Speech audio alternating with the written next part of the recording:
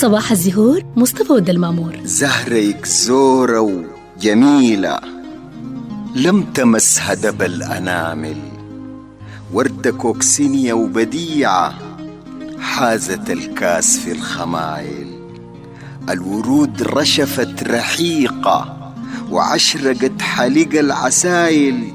ايه علاقتك بورودي غير تميس ليها وتمايل، غير تميس ليها وتمايل.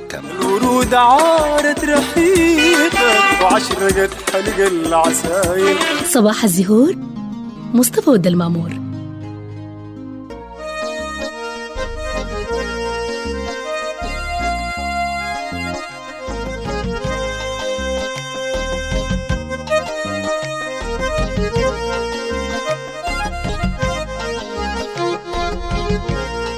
بسم الله الرحمن الرحيم. صباح الزهور الحلقة 25. زي ما وعدناكم امبارح أننا نتكلم الليلة عن تصميم الحدائق. شنو التصميم؟ التصميم في الحديقة يعني ترتيب الزهور عشان نصل للتوافق المريح. يعني لما انت عايلهم كده كلهم مع بعض تحس انه الأزهار دي مريحة. طيب شنو عناصر التصميم؟ أول حاجة اللون، توزيع الألوان في الزهور حسب ألوانها وحسب قوامها وحسب شكلها.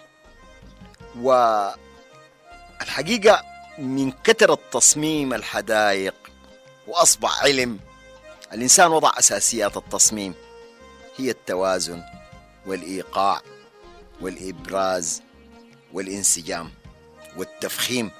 والتصميم الناجح بيكون ملايم وعملي وجميل بيوتيفول.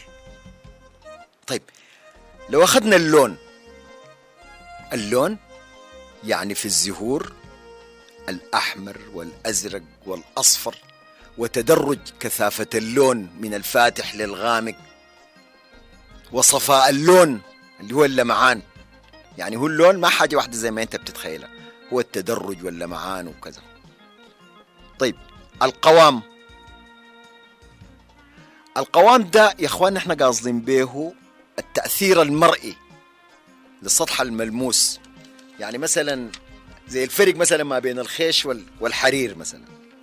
نجي بعد كده الشكل، ودي بتعني التشكيل في 3 اتجاهات اللي هي الكروي والمكعب والهرمي.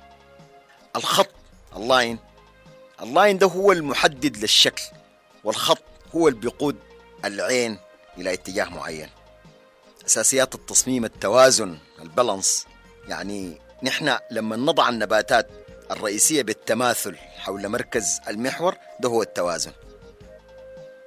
الإيقاع، تصميم بدون إيقاع ده ما بكون تصميم مثير، بيكون تصميم عادي جدا. عشان كده الرذم ده مهم جدا. التفخيم ده بيبرز لك الشكل الفني. وأنا الحقيقة ما داير أدخل في تفاصيل قد ما تكون مفيدة للمستمع، لكن داير أوري يعني الأساسيات، الانسجام، الهارموني. ونحن بنصل للانسجام بالتخطيط والتنظيم المحكم والقياس. والحدائق يا أخواننا بتدخل علينا البهجة والسرور من جمالها وعطرها الأخاذ وفوائد المعنوية وارتباطها بالجمال. التصميم لحديقة البيت لازم يراعي احتياجات وراحة أهل البيت. يعني أنت بتجيب واحد مصمم عشان يصمم الحديقة، لازم يعمل تصميم يناسب أهل البيت ويريحهم. لأنه التصميم لحديقة المنزل لازم يراعي احتياجات وراحة أهل المنزل، ولازم التصميم يراعي العلاقة بين الحديقة وشكل البيت. يعني الحكاية مربوطة ببعض ربط شديد. المنزل والحديقة وحدة واحدة، لازم تتعامل معهم كوحدة واحدة، زي ضلفتين الباب. مدخل المنزل هو واجهة المنزل، ودي اللي بتصهر شكل المنزل ومكان الاستقبال والترحيب بالضيوف. لذلك المنزل بدون حديقة هو منزل بدون رياح. نشكر الإذاعة الطبية التي تساهم معنا يوميا في نشر ثقافة الجمال. مع تحياتي مصطفى والدلمامور.